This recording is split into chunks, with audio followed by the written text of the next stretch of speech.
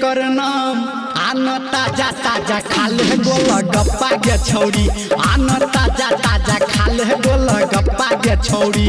गोलगप्पा गे छौरी गोलगप्पा गे छौरी गोलगप्पा गे छौरी गोलगप्पा गे छौरी आना ताजा ताजा खाले गोलगप्पा गे छौरी आना ताजा ताजा खाले गोलगप्पा गे छौरी आना ताजा ताजा खाले गोलगप्पा गे छौरी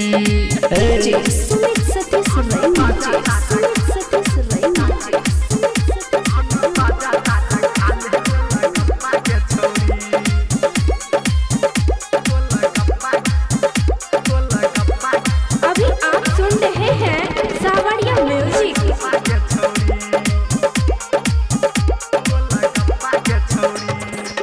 एगे कने के तीखा कने के मीठा देख ले न चीख के आ पैसा नहीं देबही अखन तो हम राख लेबो गे लिख के एगे बेचे छी हम हमर नया अखन दुकान छै आ ठकबो ने हम गे पकिया हमर सामान छै एगे आई नगद कल उधार आ कोड नहीं सोच विचार आन खा ले ताजा ताजा गोलगप्पा गे छौरी आन खा ले ताजा ताजा गोलगप्पा गे छौरी गोलगप्पा गे छौरी गोलगप्पा गे छौरी गोलगप्पा गे छौरी गोलगप्पा गे छौरी आन खा ले ताजा ताजा गोलगप्पा गे छौरी आन खा ले ताजा ताजा गोलगप्पा गे छौरी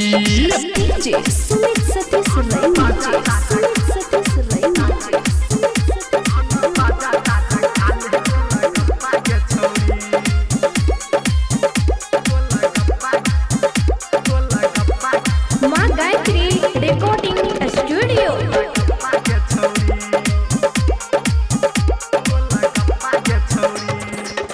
एगे धले कटोरा कहै छी तोरा दै छियो हम भर के आ पानी के संगे संगे इमली के रस गे घोर के एगे संगे पुदीना संगे लेबिना दुनू के मिक्स छै आ कहो धर्मेंद्र खा लेना कनिया नहीं रिक्स छै हेगे बाज केहन लगलो टेस्ट कनखी दबा के कह देले बेस्ट आन खा ले ताजा ताजा गोलगप्पा गे छौरी आन खा ले ताजा ताजा गोलगप्पा गे छौरी गोलगप्पा गे छौरी गोलगप्पा गे छौरी गोलगप्पा गे छौरी गोलगप्पा गे छौरी आन खा ले ताजा ताजा गोलगप्पा गे छौरी आन खा ले ताजा ताजा गोलगप्पा गे छौरी।